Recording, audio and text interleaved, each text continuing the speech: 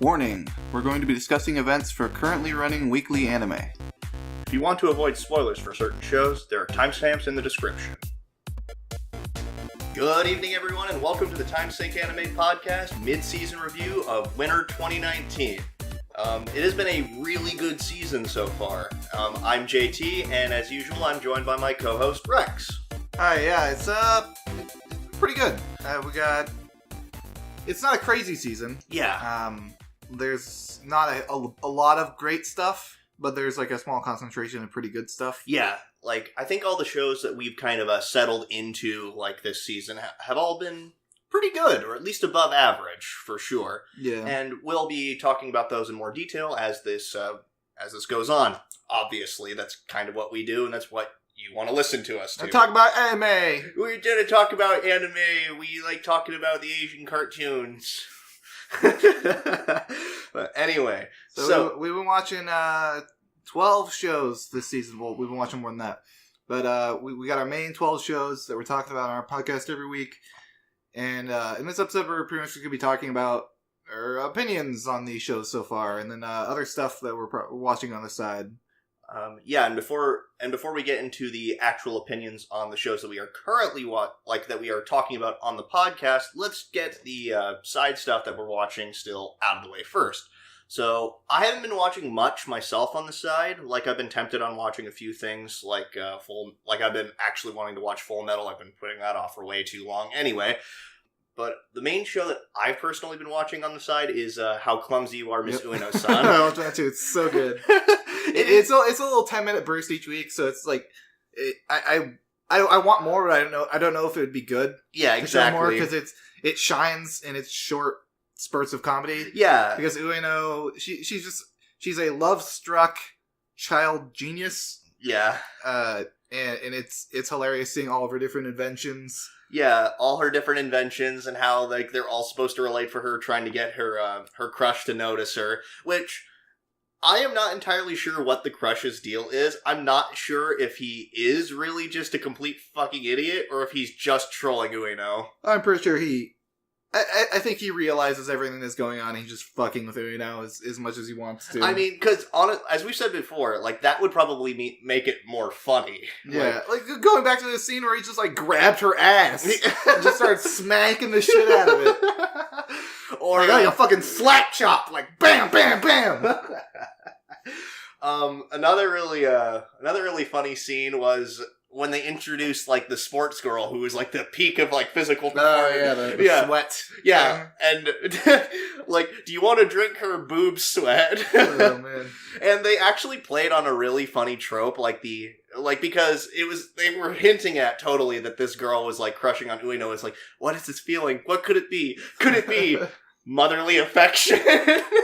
And I was maternal instinct. Yeah, I was like, I was not expecting that, but alright, I'm actually... And then, yeah, let's just drink her purified boob sweat, which has been turned into water. And that's kind of going back into her original, like, the episode 1 invention that she made, the thing that purified her urine. Oh, yeah. Like, and her trying to get Tonica to drink that. Drink my pee. Yeah. Drink my pee. What are some of the things that you've been watching on the side? Like, I know we've both been watching Ueno, but haven't you been watching some stuff on the side yourself? Yeah, I've been watching 2 Moe Blob shows, because I have to have some every season to placate my inner demons. Endro. The setting is like generic fantasy. There's a hero and the hero's friends, and then there's a demon lord. Except this time, the heroes cast a spell on accident that sent them back in time, and the demon lord is apparently... their first form is a little girl. Yeah.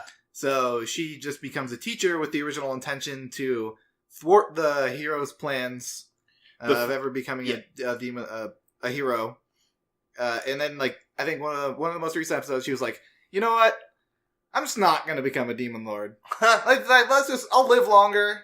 That just sounds better. But it's cutesy comedy. Yeah, like nothing special. Like I've seen some clips from it. It does seem kind of adorable. Like, it does seem pretty adorable. Like, very pastel coloring.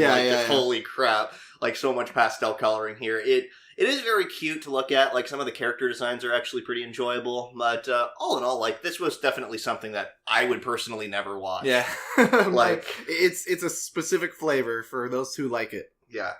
And the other one you've been watching? Watanen, An Angel Flew Down to Me, which is actually one of my favorite shows this season because it's the idea is you have like a shut-in girl who she makes cosplay for a living. Like, she goes to college too.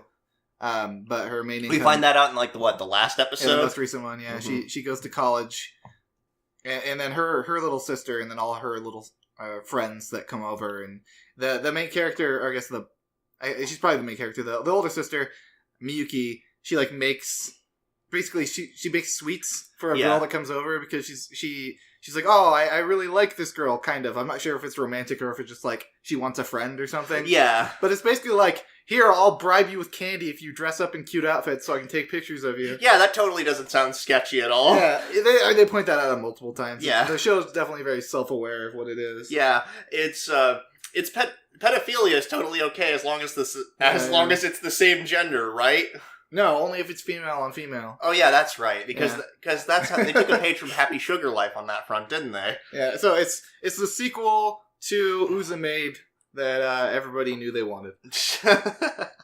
Yeah, I've got a couple glimpses of it here and there, and the bits I've seen are like, okay, this is kind of funny, kind of adorable, but definitely, once again, I'm not really into the Moe Blob trash. That is Rex's department, not mine. So Enjiro and Watanen, if you like Moe Blob stuff, I would highly recommend it. And Ueno, definitely, if you just are into like short form, some short form comedy. Yeah, shows. short form, like slapstick. Slapstick, kind of just what the hell am I Although, watching? if you're easily uncomfortable, easily made uncomfortable, wouldn't recommend it. Yeah. I mean, here's synopsis for the first skit. Girl pees into a machine that converts it into water, and then she goes up to the guy she likes, and he's like, "Drink my pee." Yeah, pretty much. That's the skit. Yeah. And then her best friend, who's just basically trying to get her to actually confess to the guy. She's like the best support ever. Yeah. So yeah, those are our side shows. But for what we've been watching this week, what are we starting off with?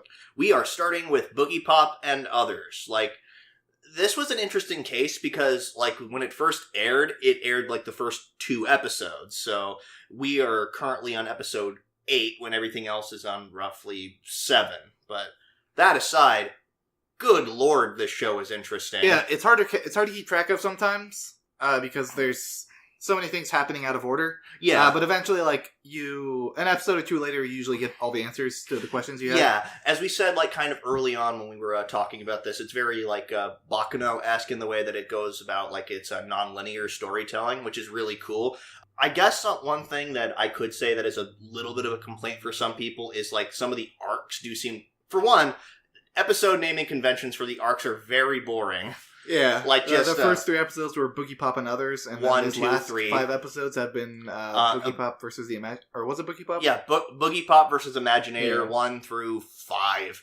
Like, I think though, but at the same time, that isn't really much of an issue. I guess for some people, this series might drag on, but this series is incredibly suspenseful, incredibly atmospheric. Yeah, I'm excited to watch it every single week, just because I'm having so much fun putting all the pieces of the puzzle together myself. Yeah, trying to figure out like what the main villain's plans are, like what exactly is Boogiepop. That's like that's one of my favorite parts about anime like this is figuring everything out myself. Because like imagine like you're trying to figure out a puzzle, you spend like an hour on it, and then someone comes up and puts all the pieces in for you. It's like, what the fuck, man? I was having fun with that. Yeah, the other. So it seems like people are, like, in the community are sort of torn about this. At the moment on Kitsu, for instance, it's only got a 70%, which I guess makes sense. This isn't going to be everyone's cup of tea. It'll probably go up once the show finishes. Yeah, this,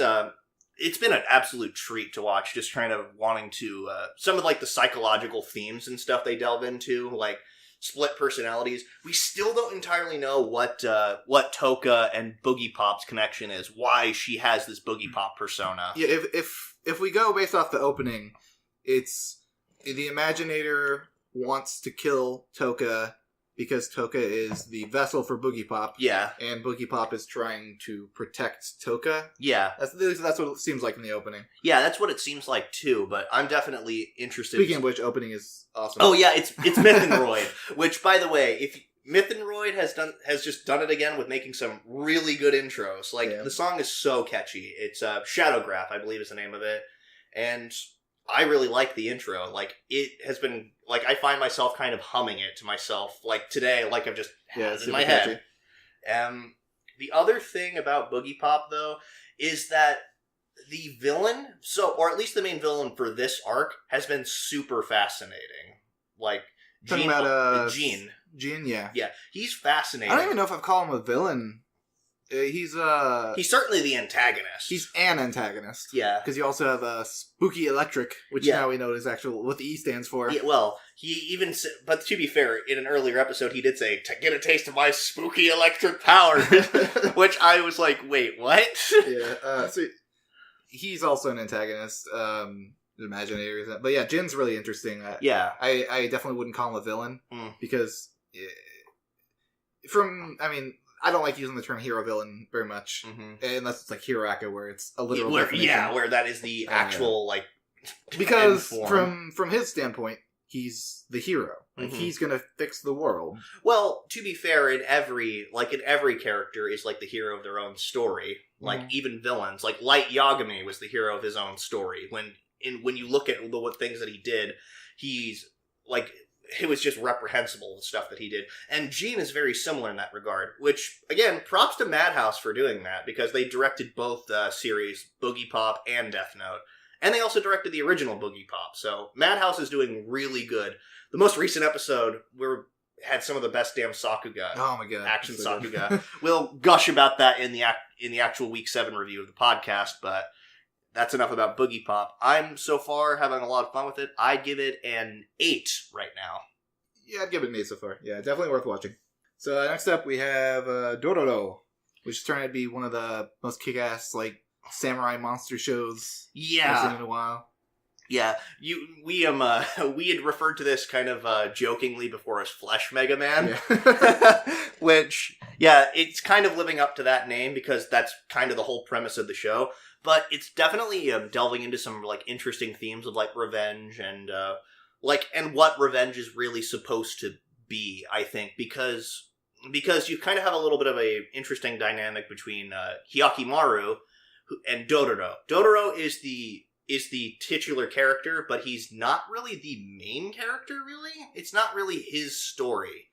I've never personally felt that. Yeah, it's pretty much Hyakimaru's story, and Dororo is kind of just his anchor, his support. Yeah, he's a narrative device to kind of expand upon how Hyakimaru is dealing with becoming human. Yeah, and to be fair, Dororo is by no means an uninteresting character. No, I'm having a lot of fun watching him. He's adorable, he's innocent, he's like, and despite being a child orphan thief, he has like a sense of justice, and I think that's what a big thing about his character is. Like, he wants to get revenge on the samurai. He wants to take things from the samurai because they took stuff from him. Like, he's referred to that constantly throughout the show. And Hyakimaru is just kind of along for the ride and basically trying to get back what demons took from him. So there is an interesting sort of parallel between those two characters. And the most recent episode was heartbreaking. Yeah.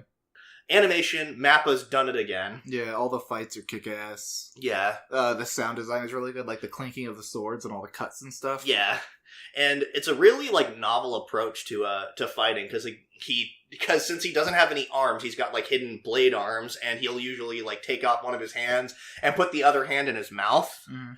And that's just a lot of fun to watch. But, they've been a lot of really nice little, like, short vignettes. I think the first few episodes, like, we haven't really had like we have only had like, it's sort of like a Monster of the Week type show. Like, I think only the most recent arc was a two-parter. I'm wondering if they're going to be more like widespread from this point forward, like, or if they're just going to keep going with the Monster of the Week formula. I think it's going to be incorporating more about like Hyakimaru's family. Yeah, and his brother is probably going to get more spotlight. Oh yeah. Yeah, that is definitely true. Yeah, I'm having a lot of fun with this. Like, animation and character design is really just fluid and nice to look at. The sound design, as you said, is on point. It's gorgeous. The intro. Oh my god, the intro. That's one of my favorites this season. Yeah, it's so visually appealing, and the song is pretty catchy. I mean, it's kind of like this weird blend of like kind of like old school, like kind of like feudal Japanese music and sort of like modern day like pop rock sort of deal. It's an interesting blend. Like I wouldn't think normally that I'd like that, but it's a fascinating blend. They pull it off well. So I'd give this show like a 8.5. Yeah, probably. I would give it a strong 8.5 as well. Like again, visual direction has been great. The story's been engaging and fun to watch. The fight scenes are just a lot of fun. Not a whole lot more to say about it. So next up, we have JoJo Golden Wind. This season so far has been really good, really fun, but it's definitely a lot more hand-wavy with the stand mechanics than previous seasons have been, in my opinion. Yeah, it's like, how did you do that? That's how. Yes. Yeah, and stand. I mean, and to be fair, like Araki has done like some kind of like hand-wavy shit with stands in the past, and even with the ripple, like back when that was still a thing. Yeah. I mean, so I guess all the hand-wavy stuff is nothing particularly new. It felt like a lot more of Josuke's strategies were explained better. Yeah, I guess you could, and I guess I could agree with that to an extent. And I will say that I've usually left most JoJo fights, even this season too, I've left most JoJo fights kind of satisfied and going, okay, that was pretty cool, or that was pretty clever, like, because that's kind of been Araki's sort of like a trick, like, each stand fight is supposed to be like a puzzle that our heroes have to solve. Like, how do they like solve said puzzle? Most of the time the answers make sense, and in Golden Wind there's no exception. Except one. Snake brick! Yeah, that was like, I usually am I'm okay with suspending most disbelief for the show because it's so bizarre, it's so crazy, it's JoJo. Yeah. Like, that's all. I mean, most people are usually... There's only so far you can go, though. Yeah, I mean, and this, like, the snake brick with the man in the mirror fight, that was just a little bit, like, okay, what? Yeah. But there have been some really cool fights, like the fight against Babyface. That was really cool, too. Yeah, the show has always been stylish, and it continues to follow in that vein for sure. With a lot of kick-ass fight scenes. I love the way the characters look. They're different this season. Yeah. Because in previous JoJo seasons, most characters were huge, like buff and huge, large main characters. Diamond's Unbreakable was a little bit less of that, but they still had like the frames pretty much. I would definitely say that Okuyasu and Josuke were definitely had more like lean muscle to them. They were bigger. They were kind of big guys, but they were definitely leaner. Yeah, but in this they were still everyone's pretty like super skinny. Yeah, they are like even leaner muscle, and they basically like pose like fashion models and shit. Like, I mean, that's always been a thing. I mean, sure, but but when you see Mista like lifting up his freaking mid-revealing shirt, just sort of while he's like, "I'll go with you," it's like, oh, okay. Where are the cameras at? Yeah, where are the cameras at?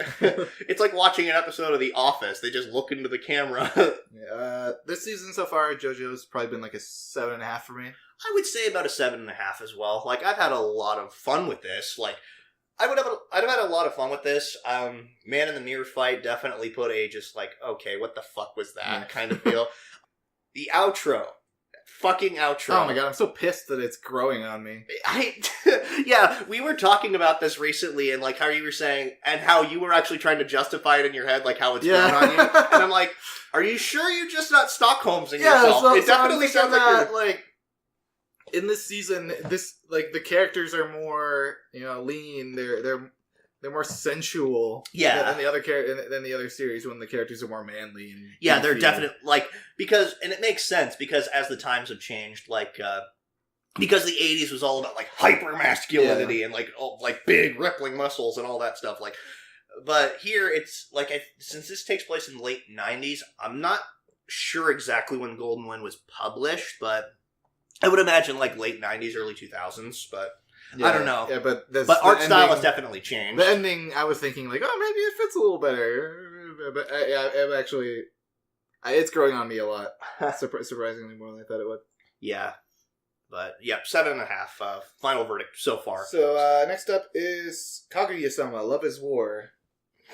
Funniest show of the season, for sure. Yeah, Maybe the year, who knows? Yeah, we are starting on a high point in comedy. This is, like, comparable, I'd say, to last year's Hinamatsuri in terms of, like, comedic timing. And A1 pulled out all the stops for this, and as we've said before, Love Detective Chica, Love Detective Chica is like one of the most adorable things ever. It's the biggest meme of the season, that's for sure. Chica is, and of course, like, we've had a hard time, like, we already have a really strong contender for Best Girl, I think, this year with Chica Fujiwara. Like, she just steals the show. Like, every scene she's in, like, for one, she's adorable. 2, she's incredibly memeable. And 3, we're not entirely sure what she's about. Like, she's just kind of a wild card. I'm pretty sure that she is a lot smarter than she tries to act. Like, she's only supposed to be like around like middle level of her grade. Like his terms of academics and stuff like that. Which, okay, that's fine. You have to still remember though, this is an elite school, and even somewhere in the middle, that's pretty impressive. That's like smarter than average people. And also, there's a difference between like wisdom and intelligence. Yeah, and I think she's definitely, and she's shown to be incredibly perceptive in some episodes. Yeah, I mean, I apparently it's just like, oh, welcome to the We're Talking About Chica show now. So there's other characters in the show. Yeah, there's a character we haven't seen yet, who I'm hoping shows up very soon. Yeah, he might show up. From what I've heard, he's going to show up soon. Yeah. From people who have read the original source material. Yeah. The other 2 characters, like, there's the main characters. Yeah, the ones that aren't Chica. Like, Chica is great, and she definitely steals the spotlight, but you gotta give special props to these 2. So the thing is, I don't think Chica would be able to stand out on her own. Oh no, totally not. She wouldn't be. So the main 2 driving forces of the show, Kaguya and Miyuki, they just play off each other so well, and the narrator just rises it to even further ridiculousness. Yeah, like, my thing with most most rom-coms has always been, like, you could kind of, like, from watching, like, the first episode, you can typically see the whole, they're going to get together, but they're going to spend, like, the next 12, 13, 24, 25, 150 if you're Inuyasha, basically asking this question, will they, won't they? This is playing on that trope in a hilarious way, because we both, like, the audience knows that they like each other. I think they have an inkling they both like each other. They're both just trying to get the other person to confess who likes who first. Exactly. And that's a hilarious dynamic. Yeah, it's fantastic watching them play 4D chess. Yeah. Over simple things like asking who's going to ask the other person to go to the movies, or who's going to have the other person pull out their umbrella. Yeah. The level of mental gymnastics some of these characters are just capable of, like Kaguya basically trying to convince herself, no, I don't really like him. Yeah. Like, I've heard some people say it's like watching 2 tsunderes trying to confess to each other, and it is pretty much. Like, I'd wondered. I remember thinking to myself, I wonder if there ever will be a show like where 2 tsunderes are basically saying, I don't like you, but they totally do. Well, I got my wish. They're caught in a loop. Yeah, they're caught in a loop. It's not like I want to hang out with you. Well, it's not like I want to hang out with you. Okay, then we just won't hang out. It's not like I want to hang out with you. It's okay, so we just won't hang out. Okay, I didn't want to anyway. But yeah, this series has just been an absolute treat to watch, and they, like, pull out some of, like, the best animation. Like, in a show like this, you don't typically expect there to be, like, particularly high quality animation. Yeah, it's just a comedy show. But yeah. But just like with Hinamatsuri, they kind of pulled out the stops to, like, really, like, increase the quality of animation to make certain jokes just land, like, perfect bullseyes. Mm-hmm. Like, in an episode last week that we talked about, like, where Miyuki can't hit a freaking volleyball. Like, the amount of detail they put into him, like, hitting the ground and rolling, was absolutely fantastic to watch. I'm going to give the show mid-season review of 9. It might go up. It probably will go up. I will. 9.5. I have said, like, I've definitely been thinking. I've been thinking 8.5 strong 9, because I have not. There hasn't been, like, a week where I have not been, like, absolutely just enthralled and entertained by this show. It's like my favorite thing to watch every week. Yeah, it's definitely one of mine. So next up on our list is Magnificent Kotobuki. It's the girls in airplanes show this season that's good. Yeah, cute girls doing cute airplane things. Because I've seen the first episode of Girly Air Force, and from what I've heard, it does not get any better. Yeah, this series though, like a lot of people have been like in the past, it's like, oh, like 3D shows are typically so bad. Ooh, why are we even watching it? I like the 3D in this show. It's handled incredibly well. Some of the best facial expressions I've seen in CG ever. Yeah, I agree with that statement 100%. One of my favorite 3D CG things is the Naruto Ultimate Ninja. I don't remember. It's the like the newer ones, the newer 3D ones. They do. Bandai Namco does so well, or the studio that makes the game does so well, putting like faces on 3D models, and this show kind of catches that same style. And also, just like the fact that they use like first person views and like 3D, it really kind of adds like a lot of weight and impact to the dog fighting. Mm-hmm.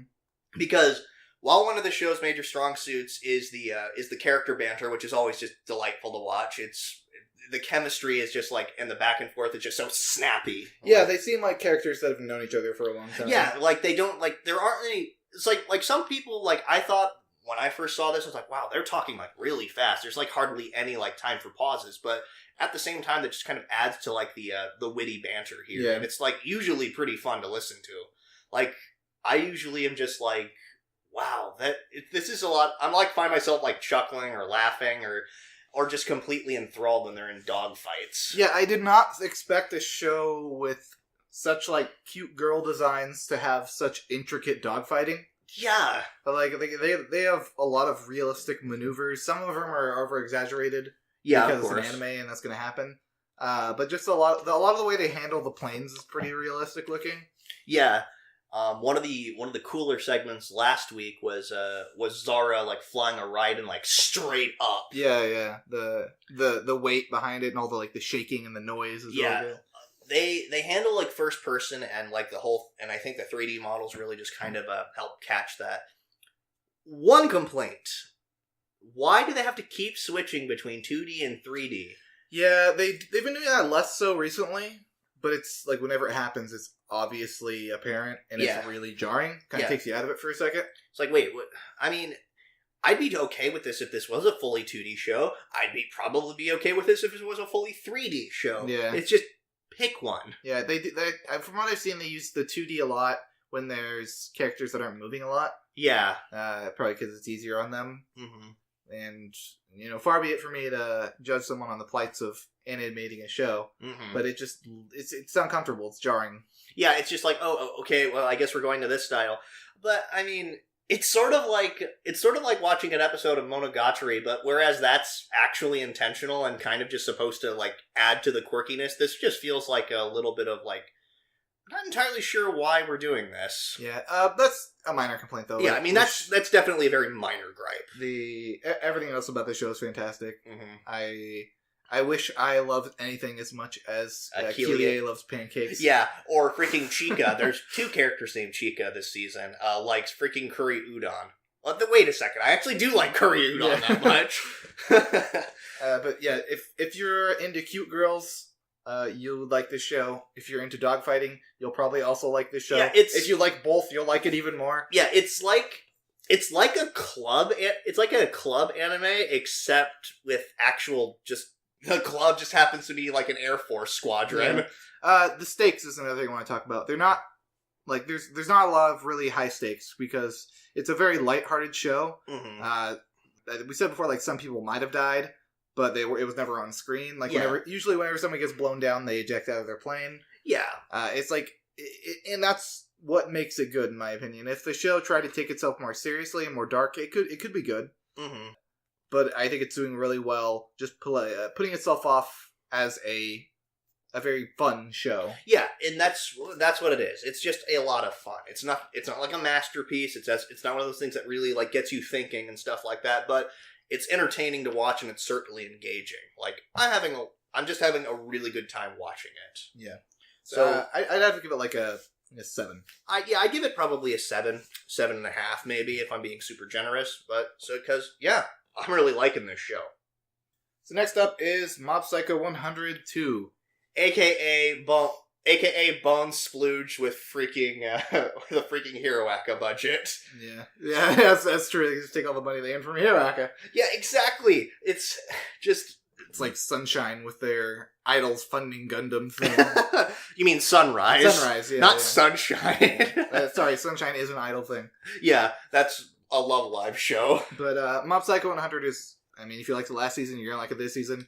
For any reason you have never seen Mob Psycho 100, it's a fun journey, or not really, it is fun, but it's a journey for a boy who has psychic powers that is trying to live a life just as a person. Yeah, he just wants to be normal. Yeah. Like, he wants friends. Yeah, I think that, and it's from the same creator of One Punch Man, like same author and everything, which I find that really interesting because they're two very similar but different stories, because One Punch Man is all about a guy who was normal for the most part, who worked himself to, like, basically these godlike powers, and now he's just kind of looking back and going, well, now what do I do? Like, Meanwhile, we have somebody in Mob Psycho 100 who was born incredibly gifted and is just wanting to just be a normal person. So that I just find those two dynamics really interesting. Like, and it's pretty cool that they're written by the same guy. Yeah, it's very fun to watch. I love seeing like Mob's interactions with everything, because when I first saw Mob, like the character design for Mob, I thought he was going to be just kind of like this boring, overpowered character who'd come in and mop everything up. But there's so many times where he doesn't show a lot of emotion, but when he does, it's very apparent. Yeah. And you really feel for him. Like, whenever he's encouraged by Reagan or, like, the Body Improvement Club, you can just see his face light up for, like, a small amount of time. And he looks so happy, and I'm so happy for him. Yeah, Mob and just a lot of the characters really are all just really memorable. Like, Ritsu is a lot of fun to watch, too, his younger brother, because it's really cool that, despite the fact that Ritsu is definitely the one who's more popular, who's, like, athletic, who's good-looking, all this stuff, he still looks up to his older brother. And that's a really cool dynamic. Like, they're both, him and, like, Shigeo, aka Mob, and Ritsu are just both good boys, and you just want to see them, you just want to both see them both just turn out successful and stuff. And we have Reagan, who is easily one of the most entertaining parts about this show. Yeah, he's a con man, but also not. Yeah, he's, like, don't get us wrong, he's still a pretty scummy person at times. Like, he's definitely, okay, maybe not scummy, he's definitely sleazy, though. Like, he's definitely underhanded and sort of shady, like, just, and, like, even they acknowledge that a couple times, like his freaking webpage, which is all, like, bright and flashy and stuff. Speaking of which, like, Crunchyroll posted an actual webpage of, Reagan's website. Oh, yeah. You can go on it and click around.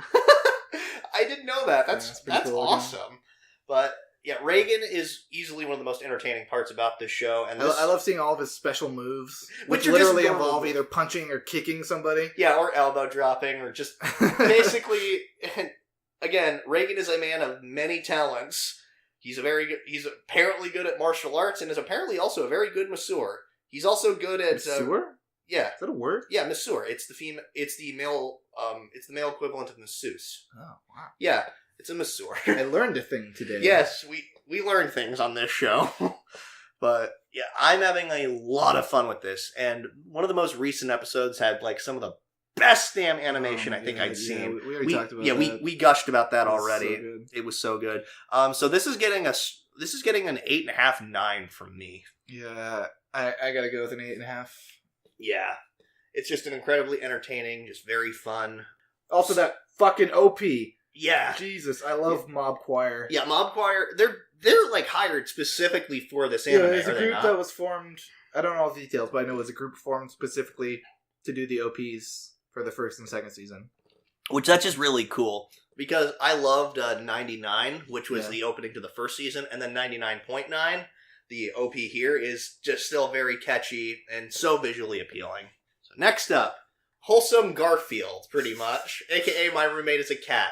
Let me just say, I'm glad they changed the title of this. Oh yeah, it's super long. Because what is the actual title? Like, my roommate is on my lap, but also sometimes my head or something like that? It doesn't make a good title in English. It sounds like a visual novel. It sounds like a freaking, not visual novel, like light novel title. Like, the most clumsy one being the full title for World End. You know what that is, right? No. Okay, it is, what are you doing at the end of the world? Can you save us? Well, I don't remember the rest of it even. It's just very clumsy. Are you busy? Will you save us? That is the full title.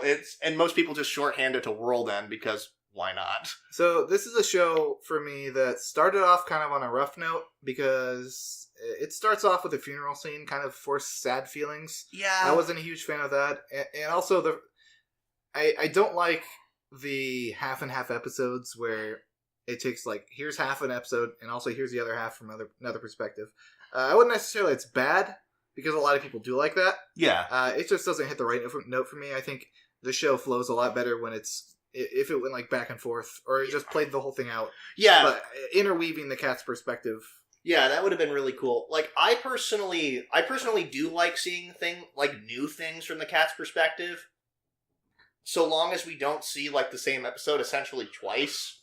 That's kind of what the first episode did, mostly. Yeah, like, I like seeing, like, new things from Haru, the cat's perspective, because they're always really adorable, and the design for this cat, it's the most anime cat ever. Like, just look at that face. It's really sweet so far, like, seeing the main character, Subaru, kind of just coming out of the shell a little bit more because of this cat, and there's a lot of circumstances where he's meeting more people, kind of interacting a little bit more because he has Haru around. Yeah, as I've said a couple times, that this very much is like the anime equivalent of Because of Winn-Dixie, which was a great childhood book and a not bad movie, actually. I remember liking the movie. This series is just wholesome and enjoyable and cute. My one complaint so far is that the show seems to be losing a little bit of focus sometimes. Mm-hmm. For example, the beginning of the series started out with the premise of Subaru is an aspiring author. No, I think he's actually an already published author. Yeah, he is a published author. Yeah. But he's been working on his writing, and he's having problems with it. Yeah. So he finds the cat, gets inspiration to write new stories. But that was like the first and second episode, and we haven't really heard anything about him writing at all since then. Like, his editors come over, talk to him, but it's mostly just to talk about the cat, at least what we see on screen. I just felt like him being an author was a narrative tool to just get us on to the point where he has the cat. Yeah, which as long as they kind of tie in more about it, because we've actually saw this a little bit in the most recent episode where we find out that the lady he likes and interacts with is reading his new book, and he's basically, and it seems like he's still very shy about becoming, like, publicly known, like, because I think that's another big thing. Like, he's definitely one of those authors that they don't really see his face or anything. Like, I'm pretty sure he's just elusive. Like, maybe they're a mystery author. Yeah, which he probably has a pen name. Yeah, probably a pen name. Probably in his About the Author section, it's probably just a blank portrait or something. But I'm interested to see, like, if they tied more into that, because I agree with you. Like, they did kind of focus more on just him interacting with people recently, which is fine. The interactions and stuff with these new characters has been a lot of fun to watch. Yeah, the character interaction is definitely a favorite part of the show. Like, seeing Subaru awkwardly interact with everyone. Yeah. Seeing Haru interact with all the other animals, trying her best to be like, I'm not scared of anything. I'm a big fierce tiger. Yeah, and then of course the most wholesome doggo ever. Like, yeah, good old boy. Yeah, he was such a good boy. I love that scene. But the start of the show seemed like it kind of stumbled into what it really wanted to be about. Which was the character interactions, and I'm liking it a lot more at this point, and it just keeps getting better for me this season. Yeah, I think that this series could have easily been improved had they kind of eased you in a little bit more into Subaru's backstory, why he's so isolationistic and stuff like that. Yeah. Like, rather than starting us off with a funeral. Yeah, because 99% of the times, I just don't like flashbacks. Mm-hmm. I don't think they're necessary to tell a good story. I don't think they're necessary to tell someone's past. I think you can tell you can explain or tell someone's past through things that are happening in the current events. Yeah. Like, maybe have Instead of showing his funeral in the background, he could have had like a shrine to his parents in the house that he goes and prays to, and they don't like talk about it a lot. It just when it's there, most people aren't stupid. Most people can pick up on these things, and I just don't like flashbacks. It's the point of that. Like, and I'm usually okay. I'm usually pretty forgiving with flashbacks, and flashbacks are definitely one of those things that I can always say, like, there are good ways to do them and bad ways to do them, and I just think that that anime, just as a medium, has an abundance of them. Like, we rely on flashbacks so often in anime. I think because they're usually quick. They're usually relatively quick, easy ways to introduce you to a character's backstory, which again, they can be executed well, just quite often they're not. And I think that this series' first episode kind of suffered with that, but it's definitely picked up as it's progressed. Yeah. The little complaints aside, I am having a blast with the show now. I'd probably give it like a 6.5, 7. I'd give it a 7.5, actually. Like, I've liked the show probably since day one. Like, I think it's just such a cute concept. And, like, I grew up, like, reading Garfield and stuff like that, so I was always kind of fascinated by this perspective. And again, it's cool to see, like, a cat that isn't a complete asshole. Like, because Haru, I mean, yeah, she's a cat, she's kind of a dick, but at the same time, it's not like Garfield, who's just out to make his owner suffer. Yeah. So next up we got The Price of Smiles, which not getting very good reviews across the community. I don't understand why. Yeah, it's it's got like a 66 on Kitsu at the moment. Like, I think a lot of people's initial complaints is that the first episode was like too exposition info dumpy, which I personally didn't see that. Like we watched the episodes twice. Like, I didn't feel like they were like kind of like front-ended a bunch of information into like the first couple episodes. Like, there might have been some, but I certainly didn't notice it and didn't have any major problems with it. Yeah, I'm really liking the show so far. It's an interesting kind of commentary between back and forth on both sides of a war. Yeah. There's no good or bad side. Yeah. There's obviously like good or bad people in this war. The fighting is cool. Like the robot CG animation is pretty. Yeah, it's like buttery smooth. Yeah, but it's mostly just seeing Yuki kind of come to terms with what war really means. Yeah, seeing like this kind of sheltered, innocent person like slowly start to realize like the world around her and realize like how scary it can be at times, but still wanting to give like the best for her people and herself. I think that the unfortunate thing is she's still young and still very naive and seems to think that that like quick, easy solutions are probably going to work. They're not. And you have to work for it. And I'm fascinated by that. It's interesting seeing a character who actually is still quite young and has actually still got plenty of time to grow. And it's fascinating seeing like the gradual transformation of this character. Like, I'm liking it. Like, I had like, obviously, yeah, like, some of her decisions are like, alright, that's not gonna work, but at the same time, it kind of makes sense, because she's 12. Yeah, her making decisions that don't make sense to us as adults, it just works because all the characters around her point out that it's a stupid idea a lot of the time. Or they actively defy her at times. So going over to Stella is another really interesting part of the show, because the squad she's in, they're not super familiar with each other, you can tell, because there's been a lot of times where they had to switch out people because people have died. But they still work together. And then the main focus in that part of the story is that Stella is kind of, she's trying to smile through everything when that's not exactly always the healthiest thing to do. And, going back to the title of the show, The Price of Smiles. Yeah. Like, and that's the whole thing. Like, it's an interesting dynamic, because Yuki wants to create a kingdom or a world where everybody can smile and be happy. Meanwhile, Stella has basically used that as a mask to force how she truly feels. And it's interesting seeing those kind of opposing ideologies. And it's going to be interesting, like, seeing, like how these characters, like, kind of come to an understanding between each other. And, like, hopefully start to repair some of the damage that both the Empire and the Kingdom have both done. Like, it's fascinating to watch. Like, and I don't understand necessarily why it's so poorly reviewed. I mean, I guess if you go by like 6.5, still only being like a above average show, it still is just like, I don't understand why. Me personally, I'd give this a 7.5, maybe a 7. Yeah, I'd give it a 7. Yeah, the thing is, it's about halfway through. Oh, it's exactly halfway through this series so far, and we haven't really gotten to a point where the opening really plays up the interaction between Yuki and Stella. Yeah. I'm worried that that's not going to happen soon enough, Mm-hmm. and if it doesn't, then it's going to feel rushed at the end. Yeah. So yeah, for now, 7. Depending on the ending, might go up and down.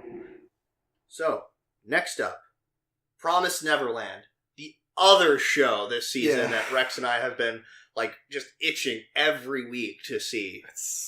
It is so good. It's so, what's the word? Suspenseful. Suspenseful, yeah. It's Yeah. just like every scene, I'm worried about what's going to happen next because, like, we've seen a kid die already. Yeah. And I'm pretty sure at least another kid is going to die by the end of this series. Like, yeah, and I'm imagining that this is only going to be like a part 1 sort of deal. Like, I imagine Cloverworks, which, if you don't remember, were the studio that was behind Rascal Does Not Dream of Bunny Girl Senpai, actually.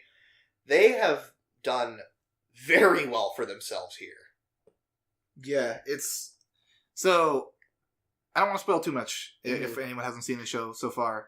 Because a lot of shit happens, but the horrific faces on everyone are just so good. Yeah, just some of the faces, like the facial expressions and the animation, like, it's been a while since I have been like this engrossed in a horror series. Like I enjoy, like, for instance, like last summer, like we watched Happy Sugar Life, and I'd consider that a horror suspense deal. Yeah. And while I thought that was a very fun show, like, I wasn't fun. Or you consider that fun? I'm a sadist. It was fun to watch, maybe, but it wasn't fun. It was. Nobody had fun in that show. I meant it was horrible for everyone. I meant it was fun to watch. Jeez, don't get your panties in a twist. Anyway, while that was a fun show to watch, I was not on the edge of my seat like the whole time, like just worried about like what was going to happen next. Yeah, because in that show you're dealing with the horrible person being the protagonist. And in this show, you can sympathize a lot more with the protagonists of not wanting to be, processed into ground beef. Yeah, exactly. For rich people. Yeah, and I will say this: it is such a breath of fresh air to see smart protagonists in a horror series, because the biggest problem with most horror series, like most horror movies, is the protagonists are fucking stupid. Running through a forest. Oh no, a branch! I tripped on the branch! Which, okay, I can sympathize with that with some things a little bit, because when you're panicking, you're not going to be thinking clearly. Fine, I can get that. But more often than not, characters make the literal stupidest decisions I think I've ever seen, and it just kind of really takes you out of it. And the thing about it here is the protagonists here are smart, like ridiculously smart. Yeah, I think it helps a lot that they are kids. Yeah, because let's, like, for example, if an adult were to learn all of this all of a sudden, like, adults have a lot more experiences to call upon, which might help figuring things out, but it's also going to cause a lot more stress because you're not as young and full of wonder as kids are. So it's a lot easier for kids to just kind of roll things off. Yeah, but then at the same time, when that kind of like happy innocent world is just kind of flipped upside down, that wonder turns like to terror very quickly. And this series does an amazing job like capturing that terror. I think that the kind of going back into the intelligence of the protagonists, it makes their defeats and losses, when they eventually do happen, feel that much more, like, potent. Because when a stupid person does something stupid, you're just like, okay, that did something stupid. Like, obviously this could have been prevented, but they're idiots, so they didn't actually do it. So when a smart character is outsmarted by somebody else because, like, they overlooked something accidentally, it feels that much more tragic, because it's just like this was something they didn't account for. It feels very earned from an author's perspective. Exactly. And this show is an absolute delight to watch every week. I give the show like a 9.5. Yeah, maybe 9. Yeah, 9. I would say 9.5 because like the camera angles, the facial expressions. One of the more effective jump scares I'd actually seen in an anime. There was no stinger or anything. All of a sudden, just boom, the character's there. It's like, oh god, that was unsettling. Overworld made a kick-ass OP for it. It doesn't really feel in flavor with the show. Yeah. Because the show is like very suspenseful and horror, and the opening is just like fucking kick-ass, like, yeah, they're doing parkour. Yeah. Wow, this is a kick-ass guitar. Yeah, I'll agree with that, but at the same time, I think that considering like the theme of the show, wanting to break free and wanting to escape, that kind of makes sense. I guess so, yeah. I mean, again, I think a good OP just wants to also capture just the themes of the show, which I think that does perfectly. Well, maybe not perfectly, but very well. So next up, we got the Quintessential Quintuplets, which is turning out to be a much more wholesome show than I was expecting. Yeah, like, this was actually a show that Rex and I were prepared to write off because we were like, oh, this sounds like schlocky harem garbage once again. We just kind of saw the PV, just kind of rolled our eyes. It was like, okay, the twist is that there's 5 sisters, woo. Yeah, that's 5 times the pussy. But this show definitely proved to me like that. Just like a series can have a terrible description, but actually be an incredibly good watch. Yeah, the focus on this show is mainly the relationship between the 5 sisters and how they're kind of growing together as a family. Yeah, with like Uesugi's tutelage. He was hired on to be a tutor for them for academic reasons, but he's helping them because they're fucking clods. Yeah, let's not mince words. They're dumb broads. Yeah, they're idiots. But he's helping them through school, but he's also like kind of just being around them and helping them out through different life situations too. Exactly. Like, I mean, as any good like kind of harem show will do, like they kind of get you invested in like it's not a good harem series that the protagonist, like the one that you're following, is not interesting too, because it's like the girls can be amazing, they can be great, but if the main character is just a piece of cardboard, like the thing a lot of directors make a mistake when they're writing harem shows is that they just try to copy paste what happens in visual novels. Mm-hmm. In visual novels, you can get away with making a cardboard protagonist because that's what you're supposed to do. You're supposed to put the player is supposed to put themselves in the shoes of the protagonist. Yeah, exactly. In an anime, that does not work. No, it doesn't. Then you just have a piece of cardboard talking to girls, and it's not engaging at all whatsoever. Yeah, no, it's very boring. And this is an example of a harem protagonist who's relatable, like who has motivations, like other than, oh, these girls are hot. Like he actually, and then he even questions why, like one of the key things in most harem series, like the plucky protagonist who's helping the girls out through their issues. Because even some of the best ones have that problem. Like Canon, Clannad. It's like the main characters, like both of those are great protagonists. Tomoya and the main character from Canon, like really fun to watch. Only problem is, why does he see it necessary to put himself like into these situations and help all the girls? Yeah, it's the story kind of it definitely follows the visual novel flow. Mm-hmm. Like, yeah, one guy helps a bunch of girls, mm-hmm. And it definitely does feel more along the lines of I'm helping them because I just want to help them, and which isn't bad. I mean, no, it works well because we understand that he does want to do that. Yeah, like, he's a nice guy. But getting back to the Quintessential Quintuplets, it's originally about money. Yeah. But as he's kind of getting to know the girls more, I think he's probably realizing that, like, since he has a sister that he's trying to take care of, and they're all sisters. Yeah. Like, he wants them to kind of, he wants them to get together and, be happy together. Yeah. And it's very rare that we actually see, like, a harem series where they actually show, it's like, oh yeah, by the way, in case you didn't know, he's going to get together with one of them in the end. It's like, it's How I Met Your Mother. Yeah. The intro. Except, like, and I think they're trying to be coy and trying to play it off like who's he gonna end up with? But yeah, I don't know. And maybe they could pull a fast one on me. But like, I'm all of them. Yeah, I'm convinced it's gonna be Itsuki because usually in shows like this, it's almost always the first girl that the protagonist interacts with. Like, that's usually the main character. That's, like, usually the main path. Everyone on the internet's talking about how Miku is best girl. Yeah, I agree. It's the REM effect. You have one girl who does something really nice, and that's the only thing you see. So you're like, oh, she's best girl. Mm-hmm. We still have another half a season for the other girls to show off. So maybe, opinions will change. Mm-hmm. But I mean, I'm sticking with Yotsuba. Yeah. Because she is adorable. And she's kind of dumb. Yeah, she's probably the dumbest one of them. Well, that's saying a lot, because they're all pretty stupid at times.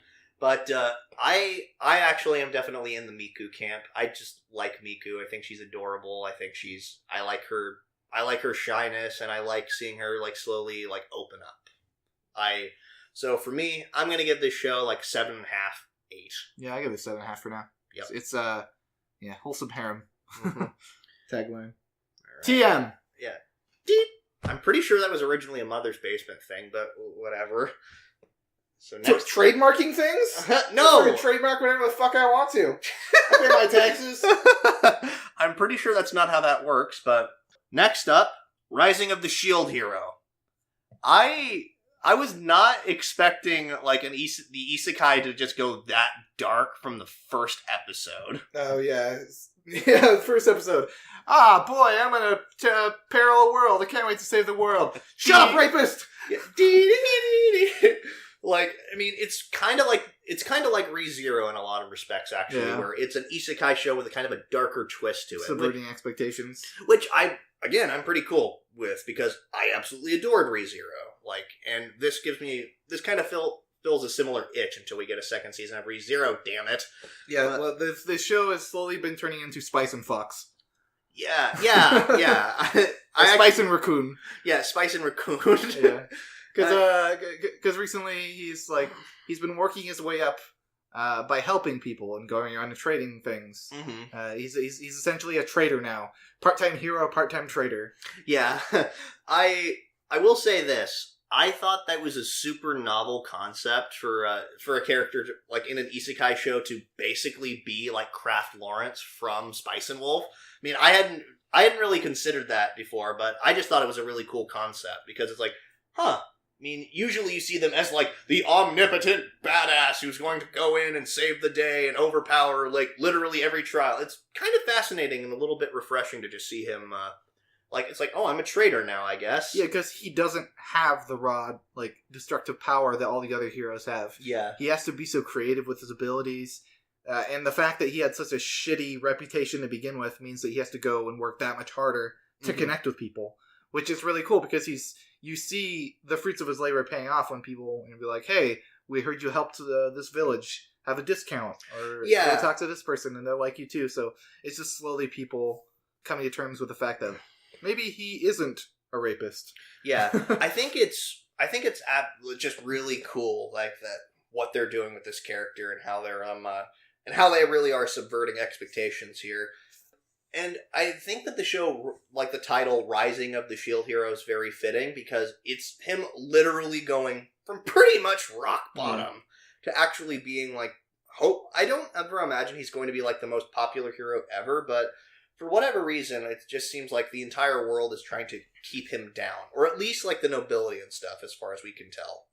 But enough about all that stupid, boring talk. Yeah. Let's talk about Best Girls! Yeah, let's talk about Best Girls. Let's talk about Raftalia, aka Raccoon Dog Lolly, who eventually becomes Raccoon Dog Girl, and then Raccoon Dog Woman. Yeah, and then Raccoon Dog Lady. Oh yes. Yeah, she becomes a very attractive lady, and then we have Chicken Lolly. Yeah.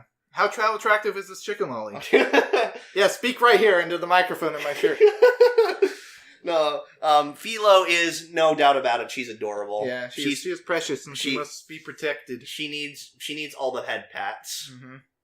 But she is a chocobo. Like they call them like filials. Yeah, I think it's just a fucking chocobo. It's a chocobo. Like, and we even brought that up. It's like they're trying to call it something else. It's like, no, it's a fucking chocobo. Look at it. Look at it. It's like it's running around. It's pulling carts. It's a chocobo. Like, There's no other way around it. Yeah, two more strong contenders for best girl of the season. Yeah. Don't think they're quite going to beat Chica. I don't think so either. But yeah. But for so far this season, I'd probably have to give this show like an 8.5. Yeah, I'd give it an 8.5 too, because again, like with some some really questionable character decisions, Raftalia, why did you have to get a slave crest again? You didn't need to do that. Yeah, you could have just got a normal tattoo without magical slavery powers. Yeah, exactly. It's like, that's not healthy. Mm-hmm. At least at the same time, it did have one of the better moments, like from the most recent episode. We'll talk about that in the next episode of the podcast, so hang on to that. But yeah, 8.5 for me. So last up we got Run with the Wind. It's just continued to be good sports anime. Yeah, I had a blast with it last season. I'm having a blast with it this season. I have a hard time finding a lot of stuff to talk about this show because it's so simple. Like, the main plot of the show is running. Yeah. It's fascinating to watch, but there's not a lot to say about it.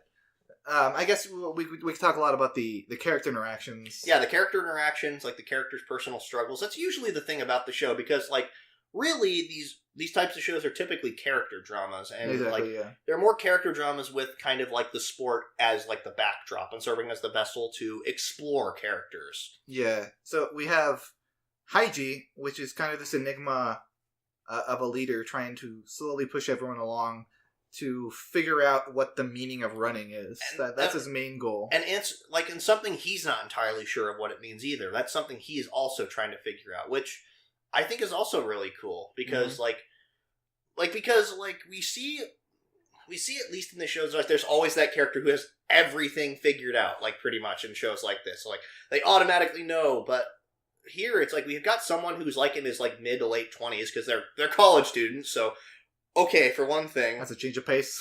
Yeah, exactly. For most sports shows, it's usually high schoolers. Yeah, but yeah, so here we actually have college students, and it's actually really cool, like, seeing them try to figure out just life going forward. Exactly. Yeah, the Hakone Ekiden is more of a backdrop most of the time, because they're training a lot of the time, and that's shown a lot on screen.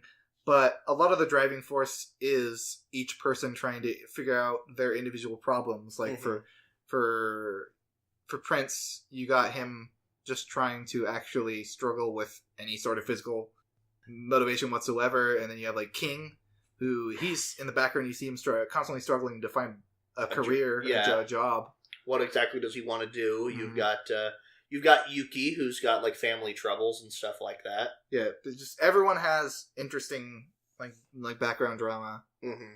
And it's usually just brought together by the idea of running in this race. Which the running itself, fantastic. Like, it's not fancy. Well, it is sometimes. Yeah. They use a lot of visual storytelling for like representations. Like when a lot of the time when Haiji sees Kakeru running, it turns like everything turns black and Kakeru shines like bright blue. Yeah, exactly. Because to Haiji, Kakeru looks like this kind of godly, perfect running form. Yeah, exactly. Just like some ephemeral like thing that he's trying to chase. But at the same time, he's also acknowledged that Kakeru himself is not a perfect person, which I thought was also really cool. Yeah, another thing I want to bring up is that everyone supports everyone else. Like, when someone has a problem, everyone else usually tries to step in to help them figure it out. Mm-hmm. Like for example, when Kakeru was having problems with what's his name? Sakaki, yeah. Whenever Sakaki shows up and tries to like bait him, everyone else usually steps forward to kind of not only hold Kakeru back, but kind of prop him up. Yeah, exactly. Put him back on the straight and narrow, because Kakeru I think he's actually the youngest person on that team. Like, I'm pretty sure he is. I'm pretty sure he's the only freshman. I think so, yeah. Yeah, and everybody else is older than him, so like, he's still got a lot of growing to do and a lot of learning to do, but he's been making really good progress so far. Everyone in this show has made such good progress. I think one of the best episodes was seeing Prince actually make it this season. Yeah, make the time. Yeah, like, in shows like this, you typically have an idea. It's like, oh, the main characters are probably going to succeed, like, all that good stuff. Like, it's a sports anime. Typically, you think, all right, the main character is going to succeed. There's probably not going to be too much worse for wear at the end of it. But this show gives you just enough doubt to where it's like, maybe they won't. Yeah, that's a really good writing style of you never want to know what's going to happen because then everything becomes predictable and then everything becomes boring. Yeah. In this situation, this show definitely does a good job of not doing that. And I think we have another like 5 episodes. Yeah, something like 5 that. or 6 episodes, and they just got to the Hakone Ekiden. Yep, they made the qualifier. So it's not going to be. I doubt it's going to be like 5 to 6 episodes of them doing the actual race. Yeah, I think that the overall like theme of this show is more to just point out that it's definitely the journey, not so much the destination. Like, because I think that's ultimately what Haiji's going to realize at the end too. Like and I think he even said that it's just going to be a good experience for everyone to run. I don't think he expects to win. I don't expect. Yeah, I don't expect. Yeah, I don't think they're going to win either. Yeah, I think I'd be a little disappointed if they win because it doesn't feel like they've earned it. Yeah, they're not like I love all of the characters, but they're not good enough to win, in my opinion. Yeah, and they've all got as a team, anyways. Yeah, they've all certainly improved. And they're better. Really good at running, but like compared to like the top people, they're not even close. Yeah, exactly. I mean, Kakeru and Haiji might be. Yeah, exactly. But the rest of them are not even close. Nope. So yeah, well, it was like 7-minute difference. Yeah, in their time, which was ridiculous. Yeah, and like all that considered, I'd have to give this show like an 8.5, maybe 9 so far. I'd give it 8.5, depending on the ending, how they handle it. Might go. Oh yeah, I think that we forgot to mention Best Boy Nira's best boy. Oh, the dog. Yeah, Doggo. Of course, you can't have a sports anime without an adorable mascot character. Oh, I want to talk about Hanako real quick. Oh yeah, Hana. Because is it Hanako or is it just Hana?